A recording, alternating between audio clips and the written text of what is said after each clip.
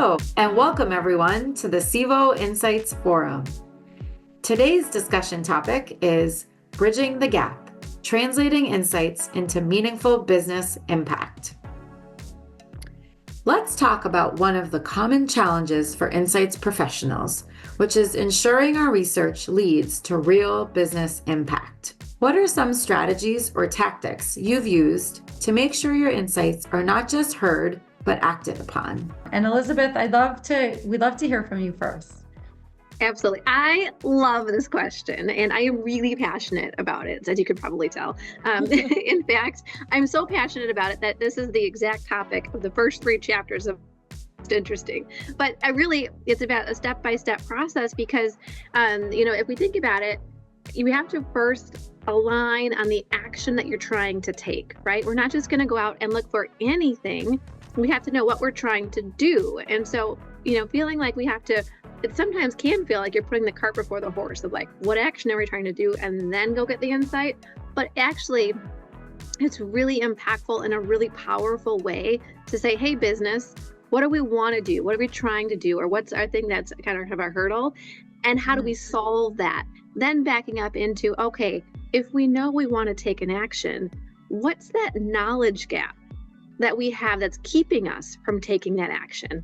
Okay, how do we really clearly define that knowledge gap? And then if we do both of those things, when we go out and do the insights, we can fill a knowledge gap and then say yes, no, or otherwise on that business action. So if you bring it all to the action first and figure out where you're going there, you're going to have impact when you come back from the insights process. That is so smart. And I think that's something that we just tend to forget to be intentional about. So Thank you for that. Anyone can build, or Khary or Eliana, different perspective? Yeah, what I like to do, and it's not right in every setting, right? You certainly have to understand what are you trying to accomplish and where things might be in the process. But anytime we're delivering learning or research, it's how do I leave you with 3 things that you can take away, but if possible, actually build an action plan with you in that same meeting. And so it's not only are we going to deliver to you what we've learned along the way, here are some of the implications and things to think about, but before we leave that room, can we work on building the action plan? Right. And then that way it's taking it beyond, I saw some charts, I heard the story, I understand the narrative, I might have a kind of a 1-pager takeaway. I'm actually starting to write down, because of this and the implication you gave me, I'm going to maybe take this action. We're going to investigate this. We're going to connect with this person or this team. Right? You're giving them one step to walk out of there and actually drive some action. And the more people that hear that, the more people that are willing to pitch in on that. So it doesn't work in every setting. It's not meant for every setting. But when that purpose does arise or that occasion does arise, set up your time. You have an hour meeting or a 30-minute meeting. Dedicate 10 minutes at the end or 5 minutes at the end that we're going to actually build an action plan with you. And we're going to say, this is your starting action plan. And guess what? We'll come back together with you. We can schedule more time this week or next week, and we can sit down and help you go through it and flesh out a little bit more. But you're kind of pushing them to start that hard part and start ingraining in the way they're thinking about things and making decisions. And it can get a little bit more traction that way. So that's one technique I do like to use. Yeah, I love both of the things that Khary and Elizabeth said, because I think you both talked about 2 things that sometimes we miss because we're so focused on doing the research, which is the setup and the outcome and the actions that go after it. Because for me, the setup that Elizabeth framed as the business question, as the business objective, I would say a lot of what you do as an insights professional is actually reframing the question for our business leaders on what they really need to learn versus what they think they want to learn.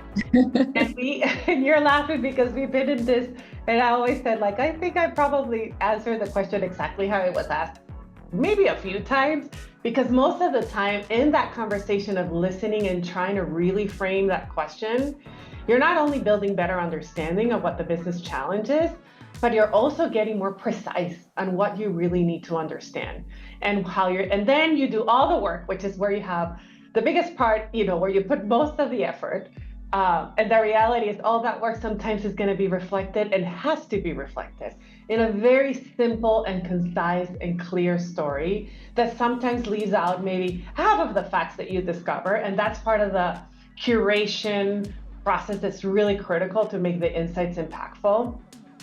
And then what Khary said, it's really critical. How are you going to drive action? And for that, I think one of the things that I think great insights professionals do is they provide a perspective. And a perspective requires, it is informed by the evidence and by the research that you build, but a perspective requires putting yourself out there, having the courage to have a point of view. And one of the things that I hear consistently from leaders is, I want to know what you think.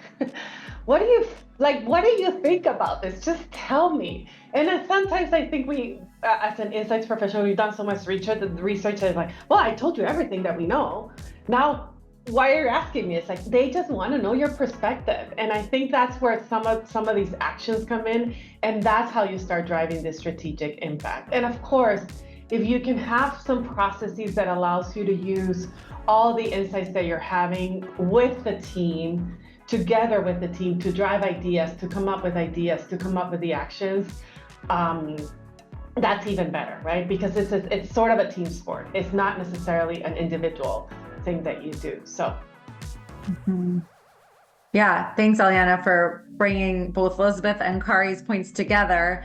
And also, I think illustrating another strong role that insights professionals play, which is like, you could go in a bunch of different directions with the research, and they look to us as insights professionals to say, which direction should we go in, right? And so it's not just about delivering the research, but it's also about, and then where do we go with it, right? Where do we take it? So I love that. That's really critical role we play. Awesome.